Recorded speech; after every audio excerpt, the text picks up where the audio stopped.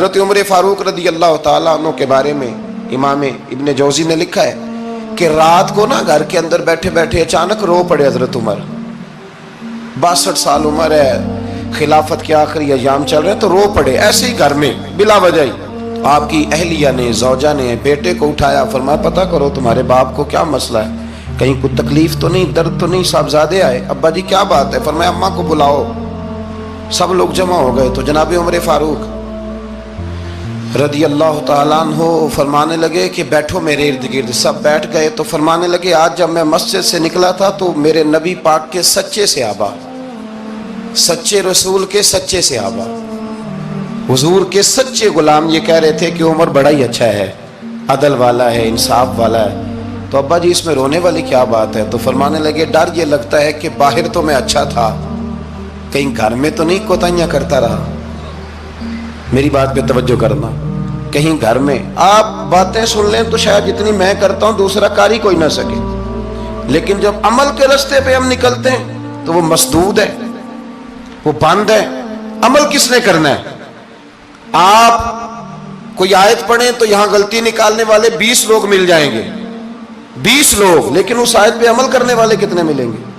تو حضرت عمر فاروق رو رہے تھے, کہنے لگے کہیں تمہارے حقوق تو نہیں پامال کرتا رہا. تو آپ کی اہلیہ نے جب سنا تو وہ کہنے لگی عمر مجھے تو بڑا پرانا شکوہ ہے, آپ کا جاہ و جلال اتنا تھا میں بات نہیں کر سکی. عمر تم نے سارا دن مسجد میں گزار دیا اور ساری رات نقاب اوڑھ کے مدینے کی گلیوں میں گزار دی, میں تو زندگی کی کوئی خوشی دیکھ ہی نہیں سکی.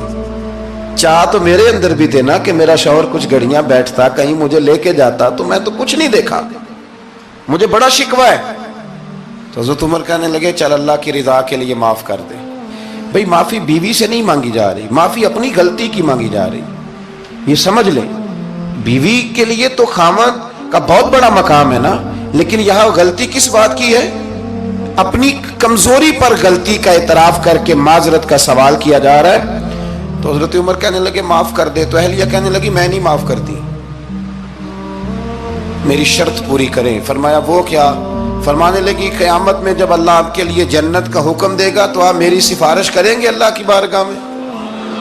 سفارش کریں گے کہ یا اللہ مجھے کپڑے دھو کے دیتی تھی, میری عزت کی حفاظت کرتی تھی, میرے بستر کو پاک رکھتی تھی, کہیں گے؟ تو حضرت عمر فرمانے لگے تیرے ساتھ وعدہ رہا, رب نے اگر عمر کو اپنے فضل, اپنے کرم اور اپنے محبوب کے صدقے جنت دی تو عمر تیرے بغیر جنت میں نہیں جائے گا. عمل کا رستہ, عمل کا رستہ. دیکھیں نا, 2 دفعہ استاد بات کرتا ہے, 2 دفعہ, اور کوئی زیادہ, ایک تو ہے نا کہ ایم اے اور جناب ایم ایڈ اور ایم فل اور پھر پی ایچ ڈی قسم کا استاد. ایک وہ جو matric P T C teacher ہے نا, وہ 2 دفعہ اسٹوڈنٹ کو کام کہے تو تیسری دفعہ وہ ناراض ہو جاتا ہے, کہتا ہے میں 2 دفعہ کہا ہے. بچے کو آپ 2 دفعہ کہتے ہیں اور اگر تیسری دفعہ کہنا پڑے تو غصہ آتا ہے نہیں آتا؟ بھئی تو نے اتنی دفعہ کہا ہے, تو سمجھ نہیں رہا بات کو. اور اگر اللہ کریم قرآن مجید میں سینکڑوں دفعہ کہے نماز پڑھو, سینکڑوں دفعہ, اور یہ بہانے کر رہا ہے, یہ بھی پروگرام بنا رہا ہے, پھر کہتا ہے میں بے چین رہتا ہوں, میں بے قرار رہتا ہوں. عمل کا رستہ اس کو اختیار کریں, آپ سکون میں رہیں گے. بد عمل آدمی اور بے عمل آدمی یہ ہمیشہ پریشان رہتے ہیں, ہمیشہ. عمل کریں, توبہ کریں تو پھر بدل جائیں, پھر تبدیلی آئے. اور یہ کوئی مشکل کام نہیں, جو بدلنے والے تھے وہ بدل گئے. بڑا کچھ کرتے تھے پر پھر وہ لوگ بدل گئے. حضرت فضالہ رضی اللہ تعالیٰ عنہ کہتے ہیں کہ میں بڑا دلدادہ تھا عورتوں کا, اور میرا ماحول یہ تھا کہ میں قتل بھی کر لیتا تھا, معاذ اللہ چوری بھی کر لیتا تھا, اور رات میری طبیعت تھی معاذ اللہ نئی سے نئی عورت کے پاس جانا. کہتے ہیں ابو جہل نے اعلان کیا کہ جو نبی پاک علیہ السلام کا سر اقدس معاذ اللہ کاٹ کے لائے گا, نقل کفر, کفر نہ باشد, 100 سرخ اونٹ انعام ملے گا. تو میں نے ارادہ کر لیا کہ میں بہت سارا انعام حاصل کروں گا. قرآن مجید میں نا اللہ فرماتا ہے کہ بہت سارے لوگ ایسے ہیں جنہیں اگر میں رزق میں کشادگی دے دوں, زیادہ پیسے دے دوں, فرمایا باغی ہو جائیں, وہ سرکش ہو جائیں. یہ بہت سارے لوگوں کو جو اللہ تبارک و تعالیٰ اعتدال میں رکھتا ہے تو یہ ان کے لیے بہتر ہے. ہر بندہ دولت کے ہوتے ہوئے نیک ہو سکتا تو یہ اللہ اگر رکھتا ہے نا اعتدال میں تو شکر کرے اللہ کا، ورنہ تو لوگ عیاشیاں کریں، پتہ نہیں کیا کچھ کر گزرے۔ تو حضرت فضالہ کہتے ہیں کہ میں نے خنجر تیار کیا اور میں نے بغل میں اس کو چھپایا، اوپر میں نے چادر اوڑھ لی۔ اب مجھے پتا تھا ظہر کی نماز کے بعد نبی پاک صلی اللہ علیہ وسلم طواف کعبہ کے لیے، بیت اللہ شریف کے طواف کے لیے جاتے ہیں۔ کہتے ہیں میں بھی اس طرف بڑھا، رستے میں نا وہ خاتون جس کے گھر میں نے رات آنا تھا، میں نے دروازے پہ دستک دی، میں نے کہا کہ تیار رہنا، تیار رہنا، آج میں بڑے پیسے لے کے آؤں گا۔ اسے میں نے یہ کہا اور پھر میں چلا گیا بیت اللہ شریف کا طواف کرنے۔ کہتے ہیں اللہ کے محبوب بھی طواف کر رہے تھے تو میں نے بھی طواف شروع کر دیا۔ ارادہ یہ تھا کہ جہاں نبی پاک علیہ السلام میرے قریب سے گزریں گے تو موقع پا کر میں حضور کے جسم اقدس پر خنجر کھونپ دوں گا اور معاذ اللہ شہید کر دوں گا۔ کہتے ہیں حضور ایک دفعہ بھی میرے پاس سے گزرے تو میں ہمت نہ کر سکا، دوسری دفعہ بھی پاس سے گزرے تو میں ہمت نہ کر سکا، تیسری دفعہ بھی گزرے تو میں ہمت، نبی کریم صلی اللہ علیہ وسلم 2-3 دفعہ گزرے تو فرماتے ہیں کہ مجھے موقع نہ ملا، اس لیے کہ حضور فرماتے ہیں اللہ نے روب کے ساتھ میری مدد فرمائی، دشمن پر میرا روب طاری ہو جاتا ہے۔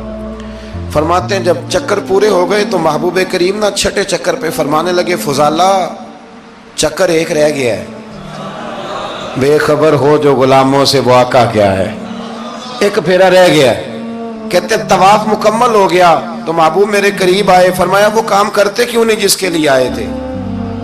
میں نے عرض کی یا رسول اللہ کون سا کام، کیسا کام؟ اندر تو چور تھا نا، بانج فقیروں کسے نہیں ماریا اے ہوئی چور اندر دا، اندر چور تھا نا۔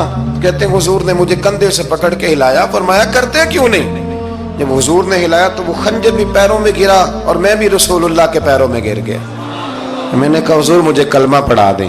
کہتے ہیں حضور نے پہلے میرے دل پہ دست مبارک پھیرا، پھر میرے نبی نے مجھے کلمہ پڑھا دیا۔ اب نا مرید ہونے والا کہتا ہے کہ جی آہستہ آہستہ میں ٹھیک ہو جاؤں گا۔ اب وہ آہستہ آہستہ کا کیا ترجمہ ہے یہ بالکل سمجھ نہیں آتی۔ بھئی کسی بندے سے 5 لاکھ روپیہ لینا ہے تو اس سے وہ کہتا ہے جی میں آہستہ آہستہ دوں گا، 500 روپیہ دے دیا کروں گا روز کا، تو کہتے ہیں میری رقم خراب ہوتی ہے، پورے دو۔ اور نیکی کی بات جب آتی ہے تو کہتے ہیں حضرت صاحب دین اتنا سخت نہیں ہے، میں آہستہ آہستہ ٹھیک ہو جاؤں گا۔ اب میں مغرب عشاء پڑھنی شروع کر دیا میں نے، اب میں تسبیح لے لی ہے، کل میں نے بھی آہستہ آہستہ میں ٹھیک ہو جاؤں۔ یعنی رقم لینی ہو تو وہ آہستہ آہستہ قبول نہیں ہے، لیکن اور مکان کی رجسٹری اگر کرانی ہو تو مالک مکان کہے کہ آہستہ آہستہ کرا لو، کہتے ہیں پیسے پورے دیے، سویرے چل اور بیان دے۔ یہ کیا بات ہوئی؟ یہاں یہ جو ہمارا ماحول تھا نا کر لیں گے ہو جائے گا، یقین کریں لوگ قبروں میں چلے گئے ہیں پر مسجدوں میں نہیں آئے۔ ہر کام سے لوگ ریٹائر ہوئے پر گناہوں سے ریٹائر نہیں ہوئے، آخر تک تباہی اتر گئی لیکن لوگ بدلنے کو تیار نہ ہوئے۔ حضرت فضالہ کہتے ہیں ابھی میں نے کلمہ پڑھا، ابھی میں واپس آیا، رستے میں وہ بی بی کھڑی تھی، کہتے ہیں میں وہ شخص تھا کہ عورتیں مرتی تھی میرے اوپر اور کسی کی جرت تھی کہ وہ آئیں بائیں شائیں کرے، لیکن فرماتے ہیں میں بی بی کے پاس سے گزر گیا۔ پہلے تو اس کا خیال تھا رکے گا، لیکن جب میں رکا نہ تو دروازے پہ آئی، اور جب میں گزر گیا تو اس نے آواز دی، لیکن میں نے سنی انسنی کر دی، جب آگے بڑھا تو میرے پیچھے دوڑی۔ فرماتے ہیں مجھے پکڑ کے کہنے لگی فضالہ تجھے کیا ہوا، تو وہی نہیں جو یہاں سے گیا تھا؟ آپ فرماتے ہیں میں کبھی نہیں رویا تھا، میں کبھی نہیں رویا تھا، اور جب کہا نا تو وہی نہیں، کہتے میں نے سر اٹھایا تو میری آنکھوں میں آنسو تھے، میں نے کہا میں جو گیا تھا وہ نہیں ہوں، اب تو میں محمد عربی کا غلام بن گیا، اب میں وہ نہیں ہوں، اب نہیں ہو سکتا کہ کوئی میری نظر میلی ہو جائے، یہ کیسے ممکن ہے؟ اب نا اسلام کی تعریف ہم نے یہ کی ہے کہ خبردار کوئی ہمارے قریب نہ آئے، ہم کسی کو بات نہیں کرنے دیتے کہ ہم مسلمان ہیں، ہم بات نہیں کرنے دیتے۔ پتہ کیا بات ہے، ایک میری یہ تقریر ہوتی ہے ممبر پہ، اور ایک میرا عمل ہوتا ہے جب میں سفر کرتا ہوں، جب میں گاڑی میں بیٹھتا ہوں، جب میں دوستوں سے ملتا ہوں، جب ان دونوں باتوں میں تضاد آتا ہے نا، تضاد، تو لوگ تقریر کو جذبات نہیں کہتے، ایک فن بن جاتی ہے تقریر۔ آپ کو پتہ ہے نا وائزین نعت خواں کہتے ہیں میں نے محفل لوٹ لی، پھر لوگ شمار کرتے ہیں کتنے لوگوں نے سبحان اللہ کہی، پھر لوگ شمار کرتے ہیں کہ آج 5 بندے روئے بھی تھے جب میں تقریر کر رہا تھا۔ تو پھر یہ فن ہے، یہ جذبات کا اظہار۔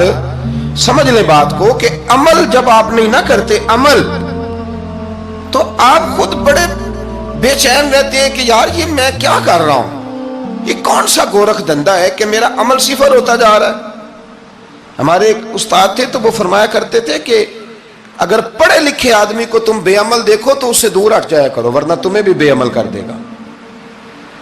میں نے ان سے عرض کی، میں نے کہا حضور یہ کیا ہے؟ تو فرمانے لگے اپنے حضرت صاحب سے پوچھنا، وضاحت کریں گے۔ میں نے حضرت صاحب سے کہا جی عجیب بات کر دی ہے، علم والے بندے کے پاس بیٹھ کے تو علم آتا ہے۔ تو وہ فرما رہے تھے کہ علم والے بندے کے پاس اگر وہ بے عمل ہو تو بالکل نہ بیٹھنا۔ تو حضرت صاحب فرمانے لگا انہوں نے صحیح کہا ہے۔ اب بات بہت بڑی ہے، پتہ نہیں آپ کی سمجھ میں آتی ہے نہیں آتی، بہرحال کر دیتا ہوں۔ پڑھا لکھا بندہ اگر بے عمل ہو تو اس کے پاس